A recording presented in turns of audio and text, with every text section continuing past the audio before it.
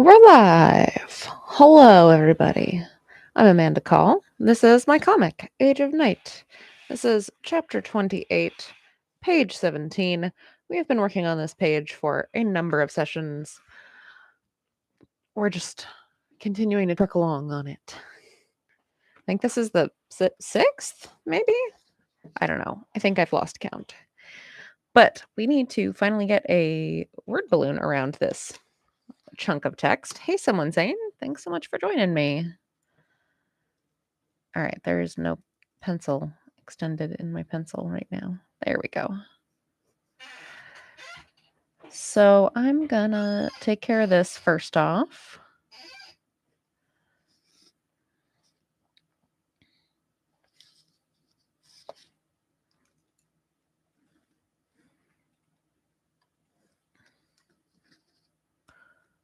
That was one where we messed up and I had to redo it. All right, so I'm just gonna kind of freehand this in with the pencil.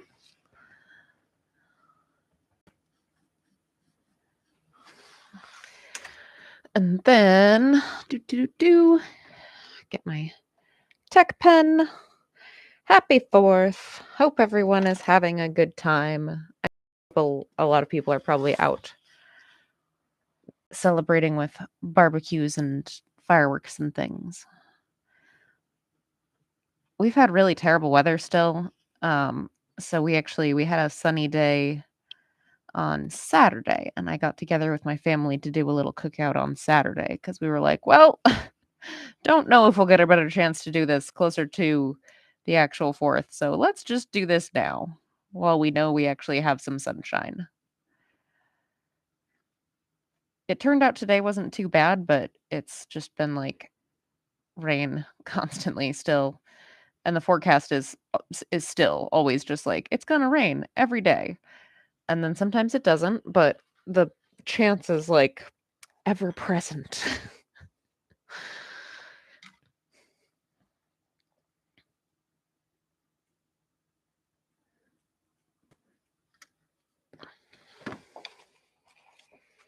So just kind of a normal day today. Because we did our little family get together this past weekend.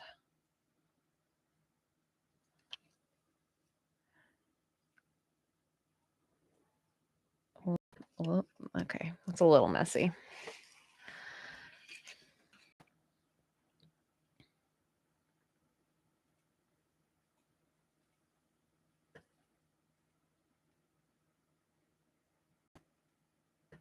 There we go. There we go. Now we finally have completed word balloons.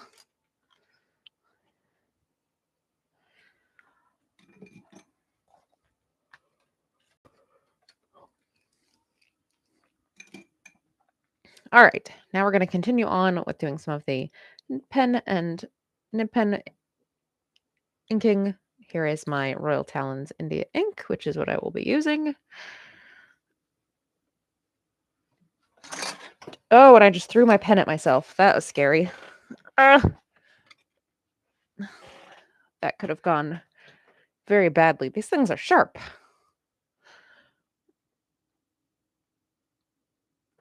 It's not intentional. It just kind of fell off my desk. Thankfully, I moved my foot out of the way in time.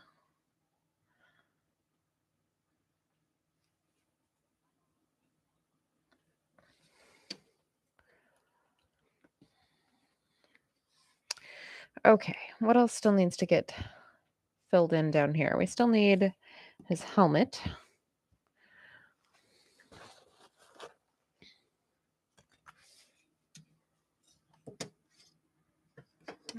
Flip that around and use the other side.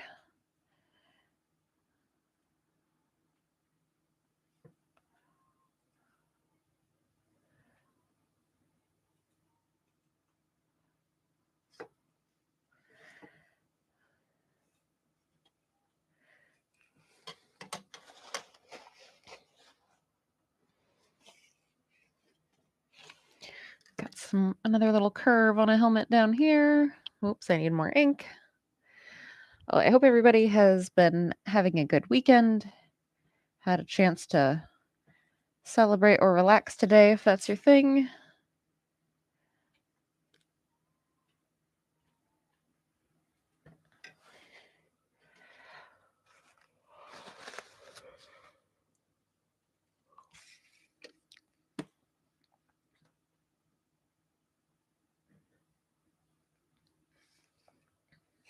All that good stuff.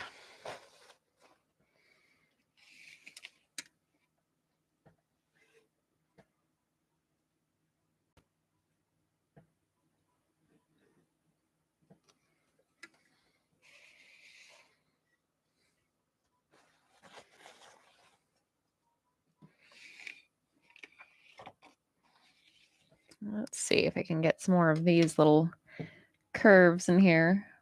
Doo-doo-doo.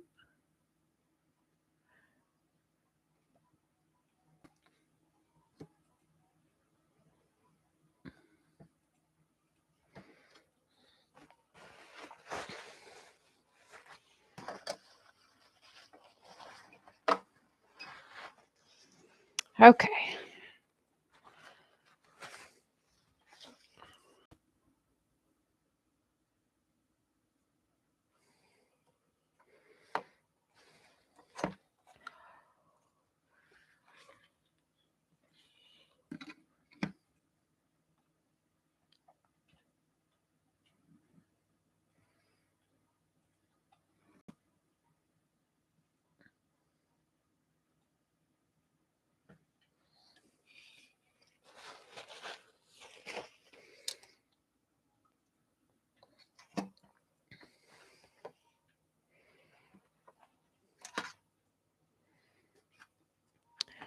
What else do we have for little curves over on this guy? I feel like he still has quite a few of them left.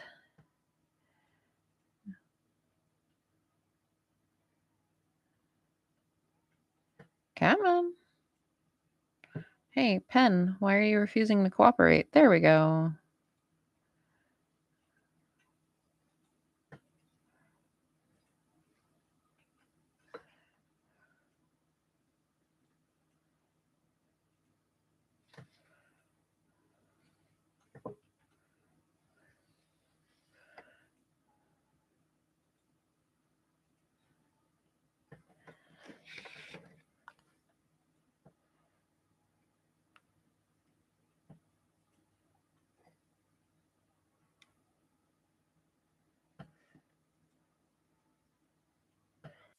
All right.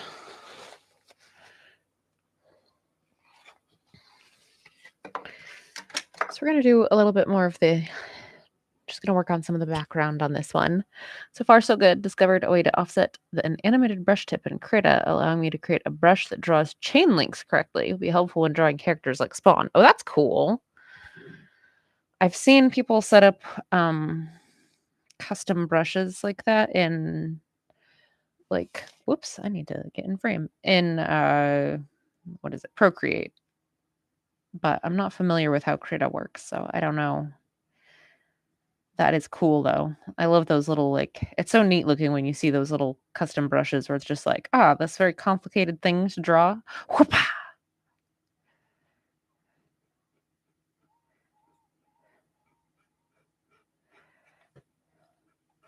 Just makes life so much easier.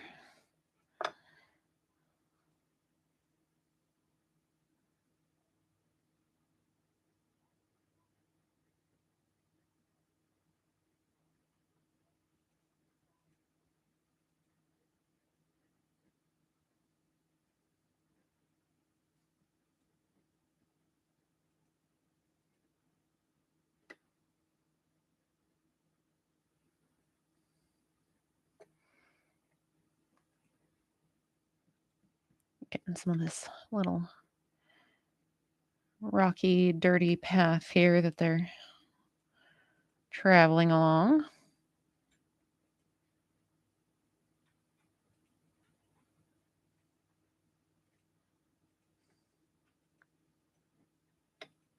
We'll get Drake's face. Nice for quick background details. Yeah, for sure.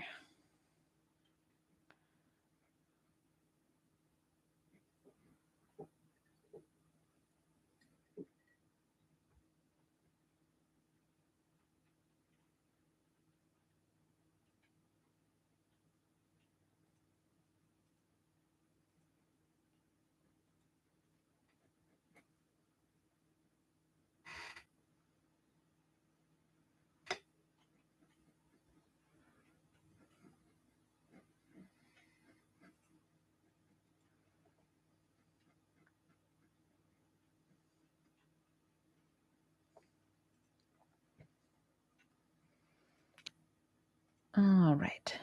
That's, I think, all of the details on Drake I need to do at this stage.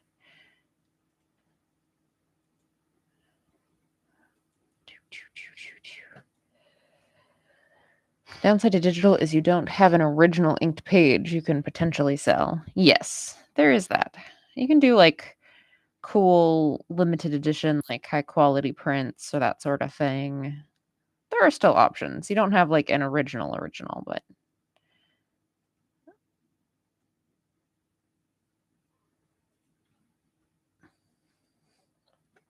there's still cool stuff you can do. It's just not exactly the same.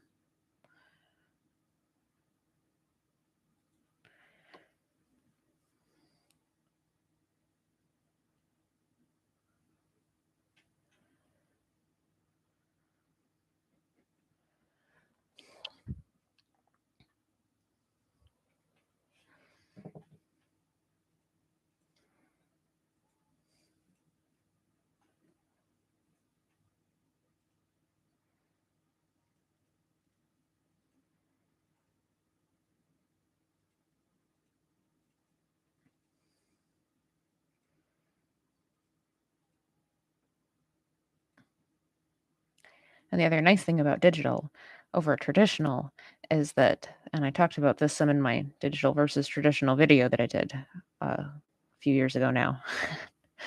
It's like if you make just an absolute ton of artwork and you have to store it all digitally, eventually you'll have to like spend $100 on another hard drive. Whereas when I make a ton of artwork, I have to keep buying furniture. I have to buy like flat files to keep stuff in. And I keep filming them. And then I'm like, okay, I guess I need to buy another flat file to keep all of this stuff in. Becomes a problem. Becomes a storage problem.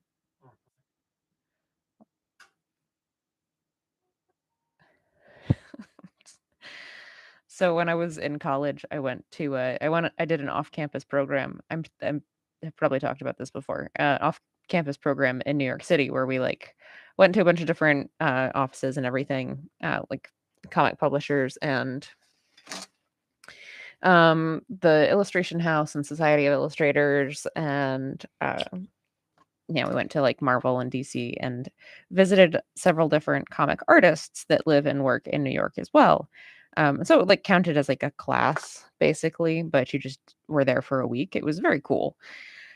But one of the artists that we visited in his home studio was Klaus Janson, and who did, among other things, the Dark Knight books with Frank Miller. Like did the inking for them. So he has like, a really nice has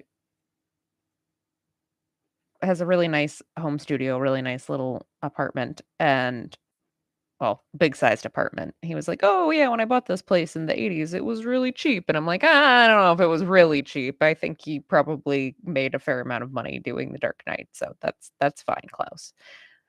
But he had this giant. It was super fun. Yeah, it was a really cool experience. He had this giant flat file built into the wall behind his drafting table. Like, it was like, instead of a closet, it was just this enormous flat file built right into the wall.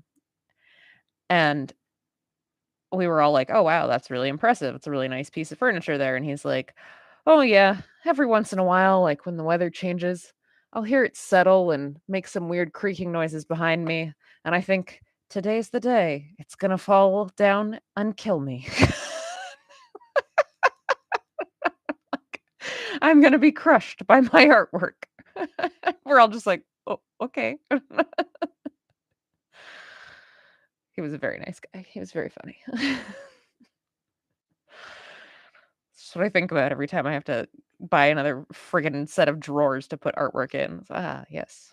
This is the day. It's gonna just fall out of the wall and I'll be crushed by my artwork.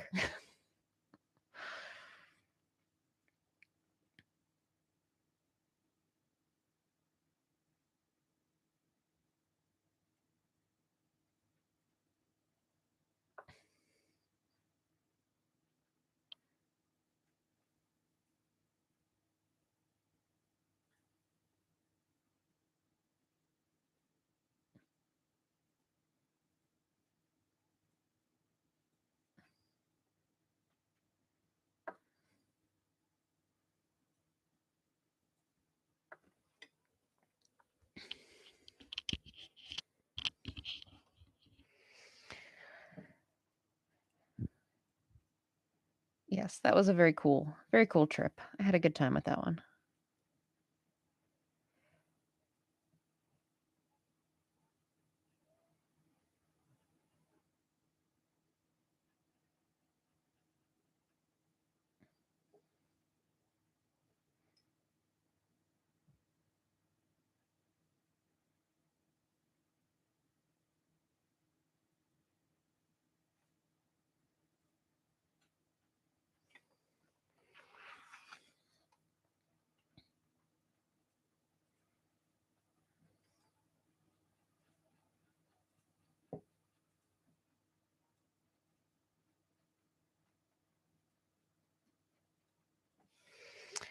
All right, there's a bunch of background on that page. Hooray! What else? We were spinning around. What else can we do with our French curve? Try to get these done. These little bits and bobs that need a French curve.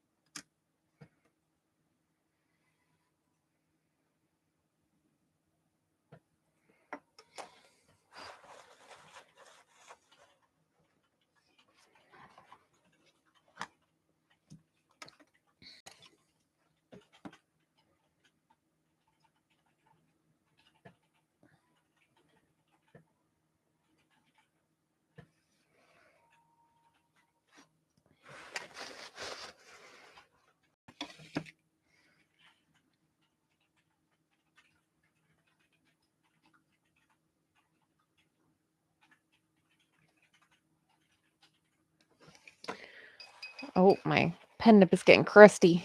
Gotta clean it off.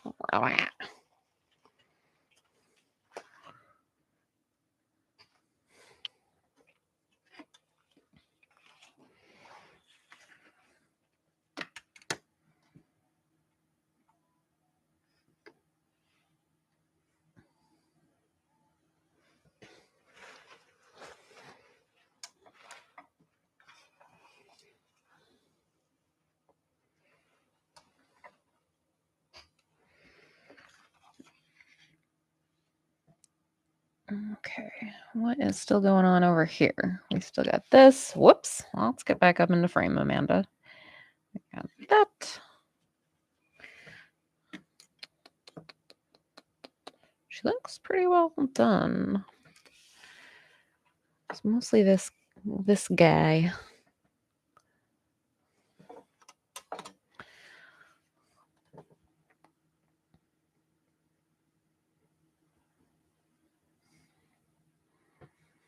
Still needs a couple of lines done on him.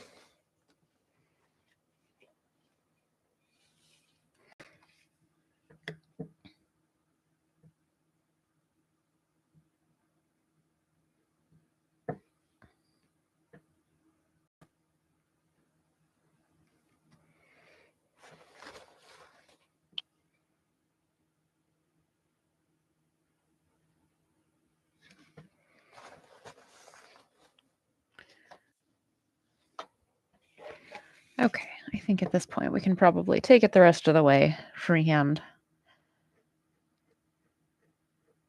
Assuming my pen wants to cooperate.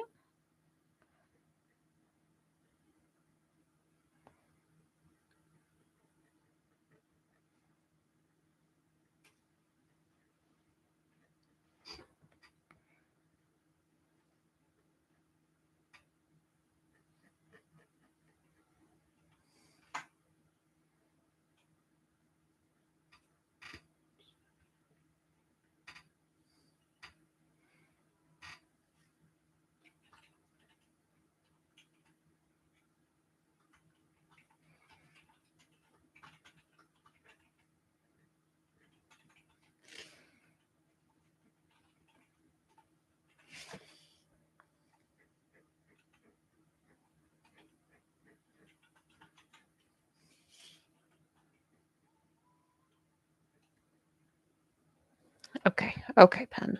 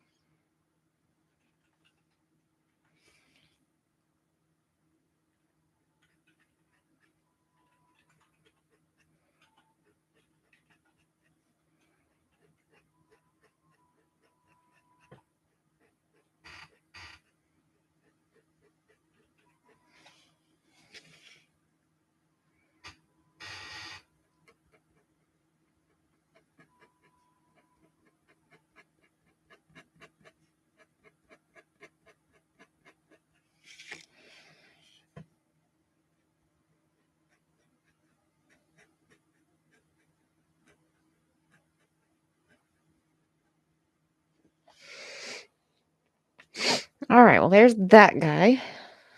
His armor. Nothing I need to do on the attack there. Thel stuff looks good. We'll come over here and do her.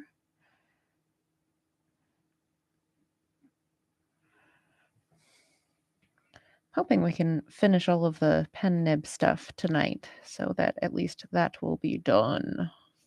And we will only have brush inking left to do.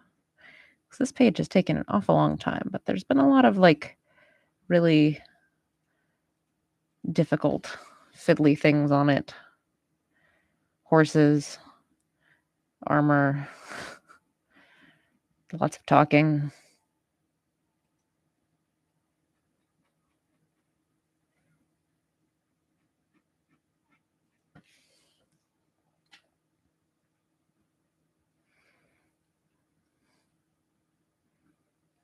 Stuff that just makes pages take a while.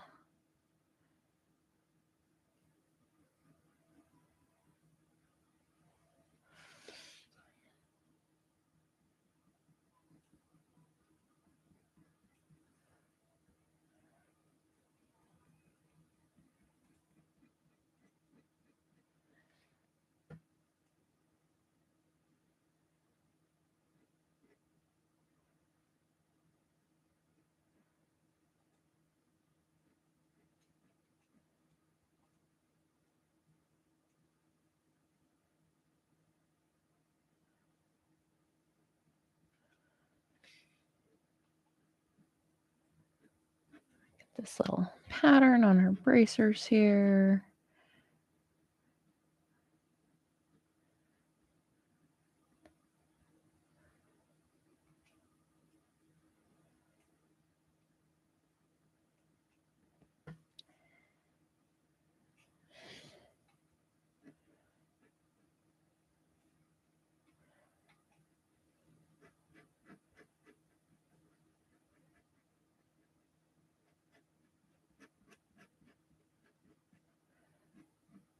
Whoop.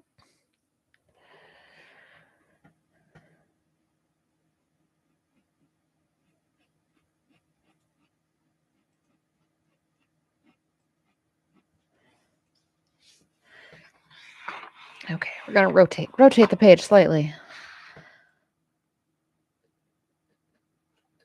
Just to make a more comfortable angle for my hand while making this repeated motion.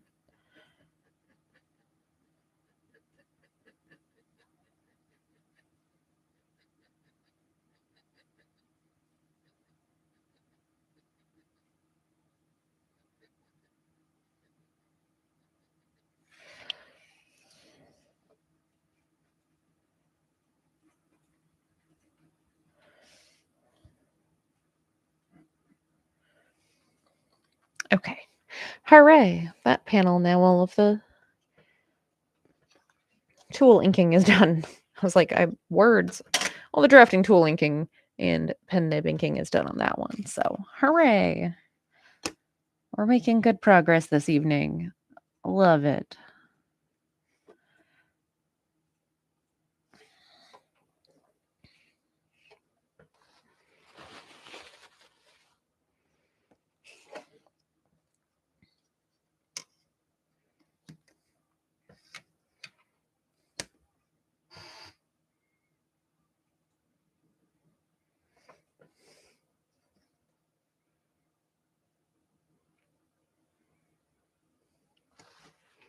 Oh, I'm not even remotely in frame. Good job. Hey, it's CP Sketch! Inking can be fun in a meditative way, but it does sap the time away. Hey! Hey, folks. An absolute... I'm going to screw this up. Absolucking flutely. It's hard. Just going to go with abso. That's what they normally do for the short version. Thanks so much for joining me, you two. I miss you guys. I didn't get to see you recently, which was a bummer. These are some of my con people.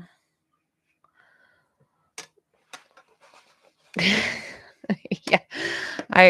It's very funny. I like your screen name a lot. I'm not capable of saying it correctly without going very slowly and thinking about it really hard.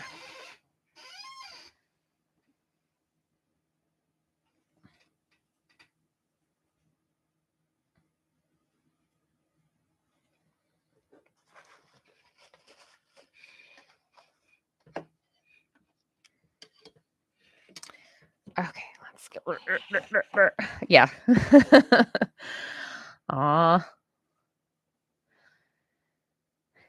yes. We'll see each other again soon. Uh, Probably a couple of times. 'Cause there's the birthday party coming up. I don't know if y'all are planning on doing Plastic City Comic Con. That's my next, like, actual comic convention. At one point, you wanted to record a compilation of people saying it wrong and then realized it was kind of bullying. Aw.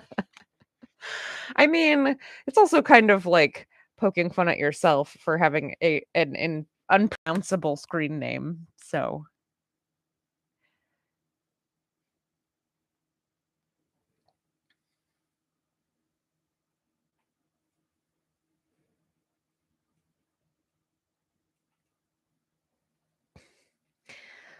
no Plastic City. That's okay. Plastic City is one of those ones where it's like I usually enjoy it. It's fine. I don't usually make a ton of money, but I do get to stay with friends when I go to it. So it's like, all right, this isn't too bad. It's one of those things. It's like financially, it's a wash, and I usually have a good time. So, meh, may as well. Oh, the French curves. Yes. Ooh, working on altering your dress. Oh, I'm so excited. I have an idea for what I want to wear. So, Abso is throwing an under the sea themed prom for their 40th birthday. I am so excited to go to this. I have an idea for my dress, but I haven't had any time whatsoever. You've had a set for 20 years. Okay, I'll talk about the French curve a little bit in a second here. I have an idea for a dress for the party, an under the sea themed dress, but I've had zero time to actually work on it because I've always had something more pressing going on lately. So hopefully I will get a chance to pull this off because I have a really fun idea. I'm very excited about it.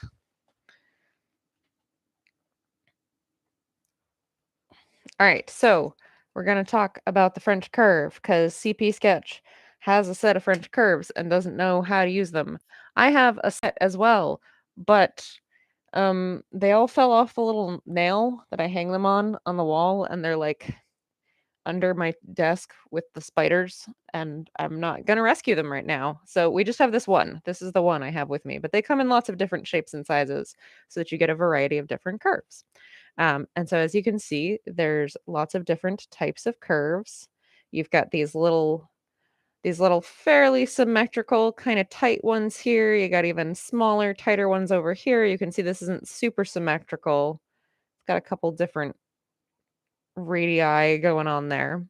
And then this one, I use this a lot actually because it has a very long, very gentle curve on this long edge, which makes it really good for stuff like swords, stuff that has a very gentle curve to it where you want to just barely subtly curve. It's good for that sort of stuff. So I do use this one a whole bunch.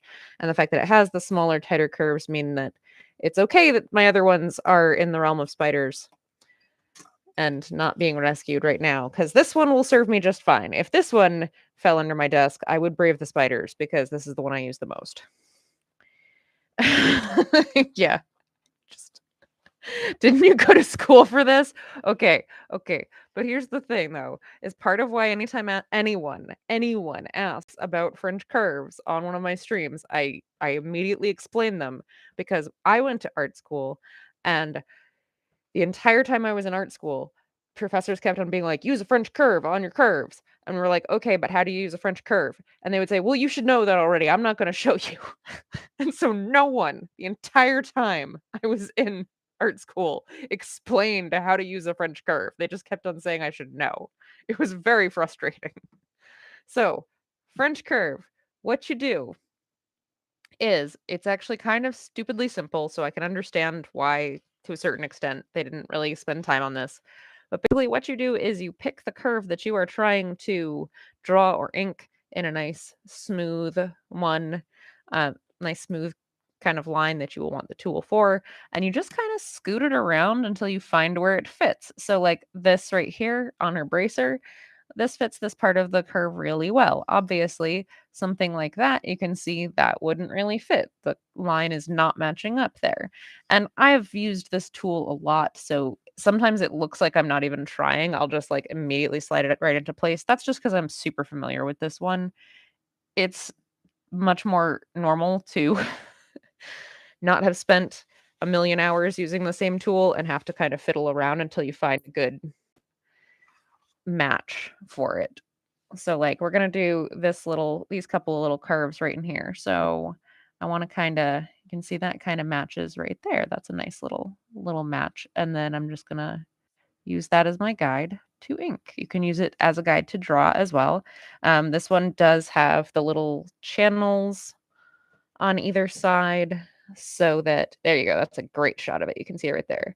Has little channels of it on either side, so that when your pen uh is like sliding along this bump in the middle, it's not actually touching the same surface that's touching the paper. So it's a lot less likely, not impossible, just less likely to turn into a bleedy mess. Um, and like make a big mess on your paper. So that's what those are for. I have a degree in fine art and graphic design, and not a single professor ever discussed the French curve. Oh no, they're great little tools. But yeah, you gotta know how to use them. Okay, so let me show you the one little tricky bit with a French curve. I will do that actually down here. I think this is a good spot. So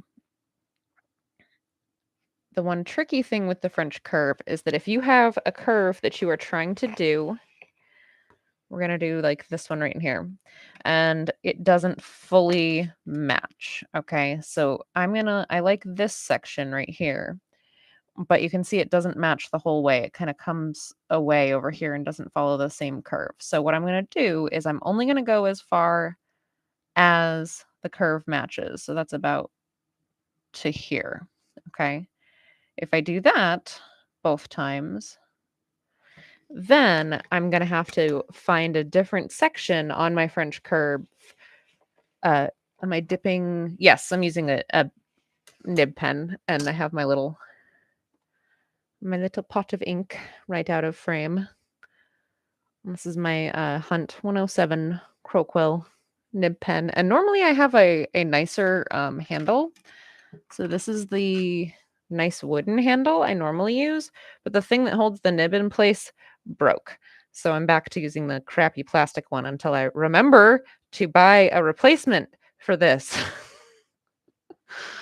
But I keep forgetting until I sit down to start working. And then I go, oh yeah, that's right. I still didn't buy a replacement for that. Yeah, to be fair, I used and abused that thing for several years before it quit on me, so it doesn't really owe me anything. I am a little bit bummed that it broke, but I will probably replace it with something similar. All right, so we did the first part of this curve. So now if we're going to find another section of this curve so I just kind of had to nudge it ever so slightly to a different alignment to finish that curve, right? To get the other half. The only thing that you want to remember when you're doing this trick is that you want to start in the line that you already made. You want to make them overlap. Don't like have them just butt up against each other, because then you'll end up with a weird broken curve that doesn't look continuous. You want to try to find a spot where you can tie those together. That's like the only, we're going to do that for this part. That's the only tricky part about when you have to use more than one part of your French curve to complete a curve in your drawing. And that's basically it. So yeah, the different types of French curves just give you different options for different types of curves that are available. So like one of the ones I have is a lot shorter and like round, like more circular. The rounds the curves on it are nice and like round and fat. This is like my long boy. But that is how you use a French curve. If you have any other questions, please let me know. I am, in fact, that my primary motivation on this channel is, in fact, to just be like a free source of information for people. So anytime people have technical questions, lay them on me. I will do my level best to answer them.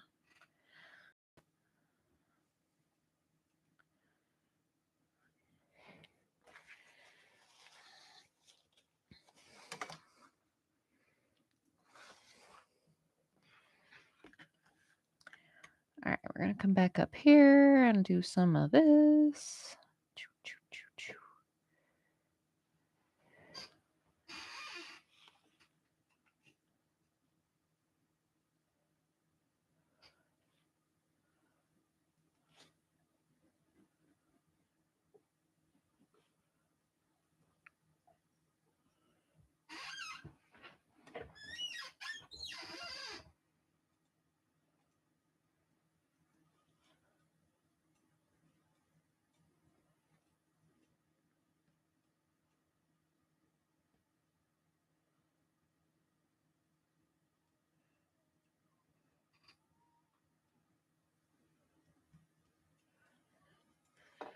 Selectively, French curves are great for automotive art, which I don't do much, but I never considered armor or weapons. Oh, yeah, absolutely. Yeah, you definitely want them to keep a nice, even curve on stuff like cars, motorcycles, any kind of machinery. But basically, I use them for almost anything that's going to be like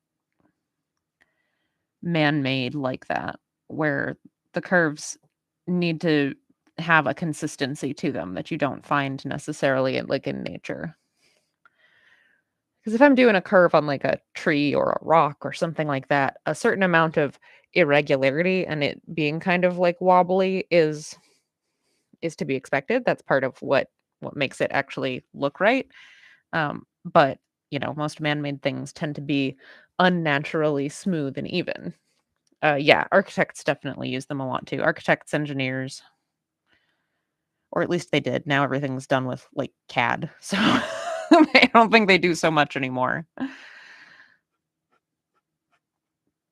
But yeah, you find them in like the drafting tools section.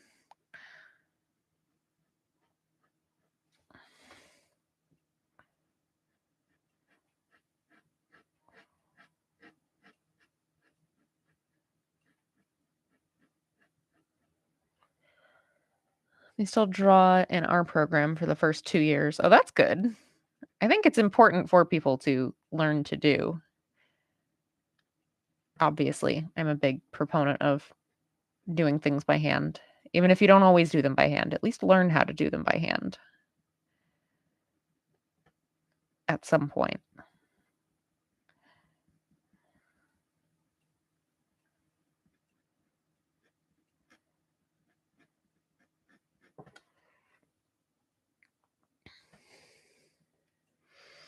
Intentionally made my villain a roaming trash pile, so I have an excuse to make everything bend wrong. That was very smart of you. It's a good that was a good plan, CP. I like that.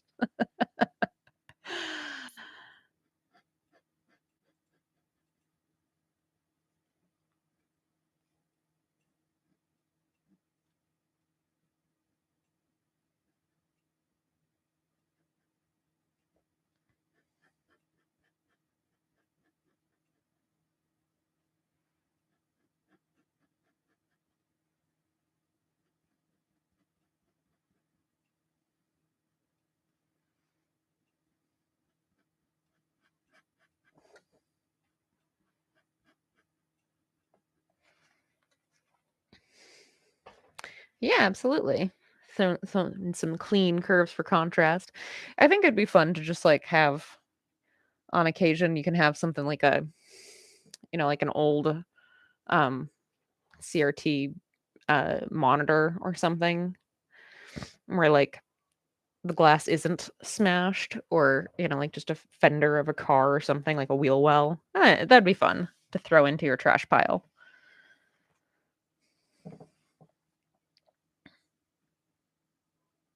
I'm going to add just some fun little background texture here, just so she doesn't look like she's floating in the void. Did you ever put the chickens away? No. Can you go put the chickens away? No. It's like dark out now. Yeah.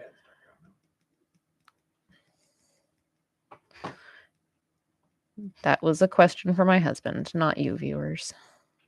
Viewers, did you put the chickens away? Yeah. Random people watching my stream, go put the chickens away. Remember back when we were kids? Or 10 o'clock. It's 10 o'clock. Do you know where your children are? It's 8:45. Do you know where your chickens are?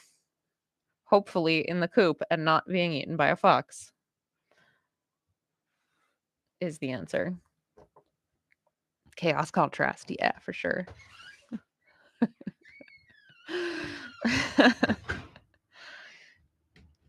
Gotta put away your chickens.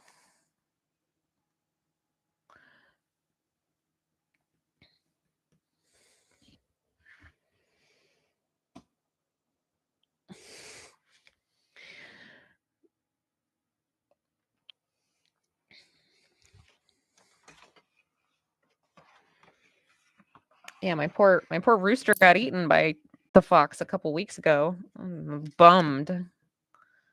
Poor guy. Bunch of the little chicks got eaten. I mean, they're not little anymore, but the ones that I raised this year, a bunch of them got eaten. And my rooster got eaten. It's a bummer. I got to get a new rooster. Although the other people that I gave some of my chicks to, they have a number of roosters, and they're like, you can have one." How many chickens do I have? Let me see. I got to think about it. So I also had like one of my barred rocks from the year before just like randomly keeled over and died like a couple weeks ago. No apparent cause of death. She just kind of like keeled over. I don't know. I don't know why. All this rain, eating chickens. What is next? Nubs. Oh, poor buddy. We had a chicken that had a broken leg for a long time. She was always really slow, but she made her way around just fine. Like she broke her leg sometime as a chick, and we never noticed, and it healed like wrong, and so it was obviously like not in the correct position, and she kind of walked on the side of her foot and had this like very distinct little wobble to her. But she was very sweet. She was a good chicken. But let's see. How many do I have right now? I have 6 Easter eggers. I have 6 barred rocks. I have, or no, sorry, that's 6 altogether. I have 3 Easter eggers, 3 barred rocks. So that's 6 regular laying hens. All right, that's 6. I have 3 blue cochins, so that's 9. I have 3 adult guineas, 12, 3 younger guineas that were chicks this year. That's 15. And then I have 3 more barnyard mix chicks from this year. So I have 18 chickens currently. Hopefully I will get a rooster and I'll be back up to 19 and it'll stay around there for a while is my hopes. I don't really like to have too much more than 20 just because my coop is not big enough for anything more than that. I would need a much bigger enclosure if I were to have more chickens than that. Everybody go in?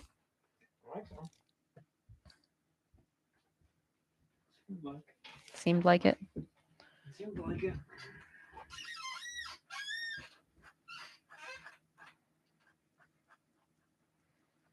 I would need more infrastructure if I were to have more chickens than I do, basically.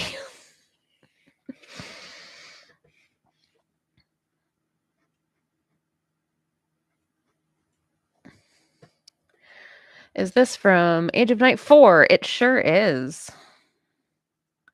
So this is chapter 28, page 17. This one will be up on the website in August sometime because the website is currently on a little summer break.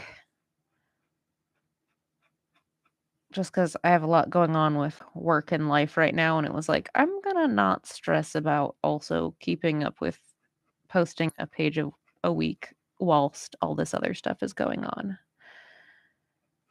We're gonna just take a little break from updates. I'm still working on stuff. I just didn't want to also be stressing out with the pressure of OMG, I need a page up this week. Because yeah, if you haven't seen it yet, I'm in the process of rebuilding ageofnight.com, so you should definitely check that out. I have up to chapter 15 or 16, I think, up on the website now. Because the thing is that in this rebuild, which it works very nicely now, it's so much easier on the back end to maintain. Yeah, check it out. Sign up for the newsletter, all that good stuff, all the stuff.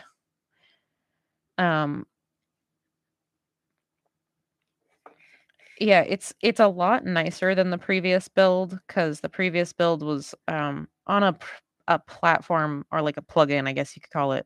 It was on a plugin for WordPress that hadn't been really supported in a while, and there was a new version coming out, but the new version was like everyone who had seen, like, peeked behind the curtain at the new version was like, "Ooh, I don't know about that." So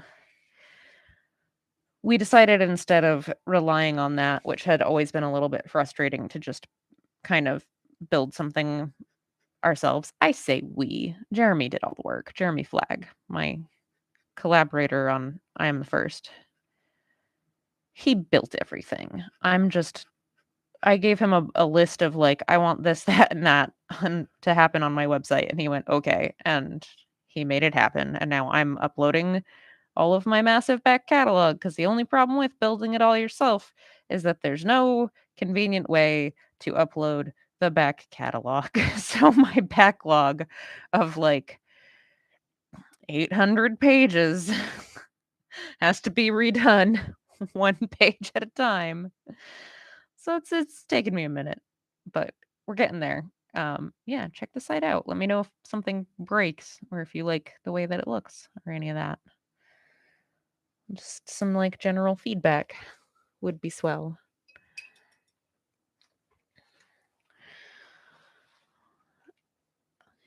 But yes, beginning August 1st, then I will be doing updates of regular comic pages again at Age of Night. So check that out. It is about stuff. I'm Amanda Call. This is a page from my comic I was just talking about. You can read it at ageofnight.com. It's all going to be up there pretty soon for free. There's a few pages missing right now because I'm working on re-uploading the backlog, but soon we will be caught back up, all 28 chapters of it. However, if you would like to help me and support me a little bit in this comic making process, I do also have a Patreon, patreon.com/ageofnight. You can buy physical copies of the books or digital copies of the books in lots of different places online. There's, your Amazons, your drive-through comics. One of my personal favorites is skirmisher.com. My digital publishing partner's Skirmisher. They have a really nice high quality PDF version that you can buy from their website. And out of anywhere, that's where I get the highest royalties, short of you buying them directly from me at a convention. So there's that. Because, yeah, I do also sell them at in-person shows. My next in-person event is going to be this weekend. I'm going to be at the Sidewalk Art Festival in Bangor on Saturday. That's July 8th. I am looking forward to it. It should be really fun. I am a little bit nervous because I haven't done like an actual art festival. It's a very different kind of vibe from a Comic-Con, so we'll see how it goes. I've had to like buy a bunch of crap to make this work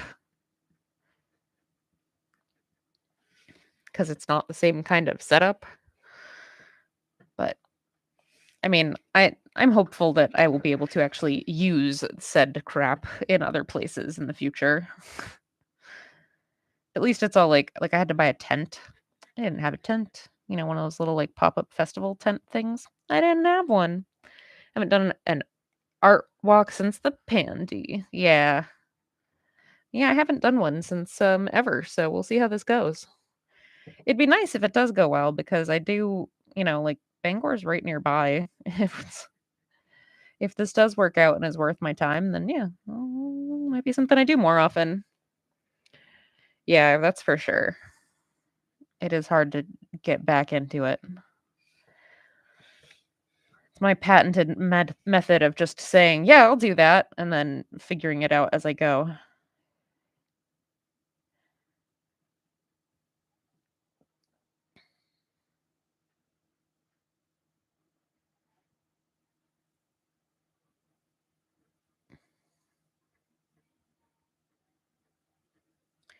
So yeah, I'll be at the Sidewalk Art Festival in Bangor. I'm at Space 12. I don't know where that is. I haven't seen a map yet.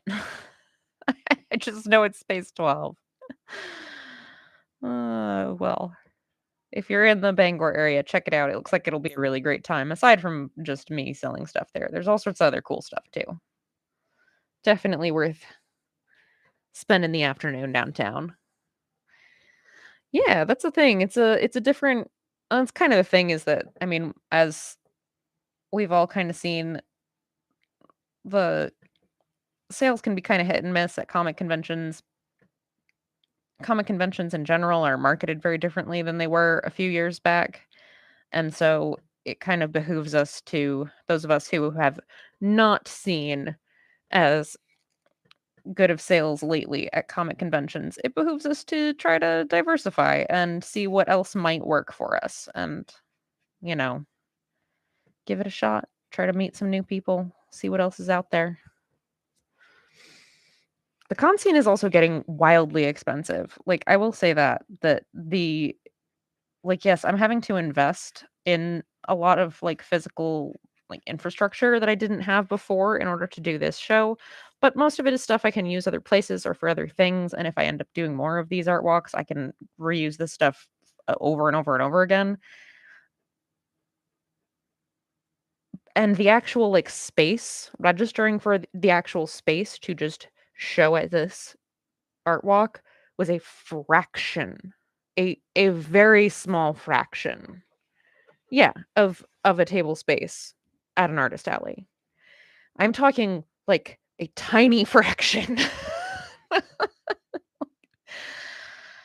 So, I'm not gonna like name numbers, but and yeah, obviously the thing with like an art walk is that it's juried. You can't just they don't just let absolutely anyone in. They do have to look at your stuff and say, "Okay, yeah, you actually sell art, so you can be here." So you don't end up with just a bunch of booths of people like reselling Row or whatever. But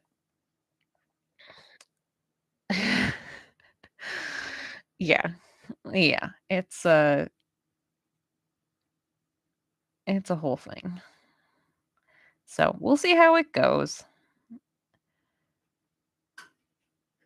That is my next event. I will have artwork and prints and copies of Age of Night and other stuff, other comics. So come and see me if you're in the area. I normally do these streams here on my YouTube channel every Tuesday night at 8 p.m. Eastern. I will not be here next week because next week I will be camping at this time. I will be off in the wilderness. So I will have to catch you the following week.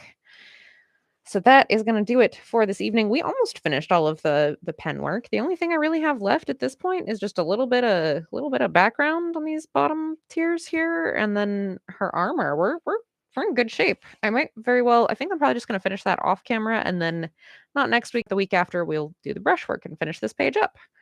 So thanks everybody for hanging out with me. I will see you next time. Bye.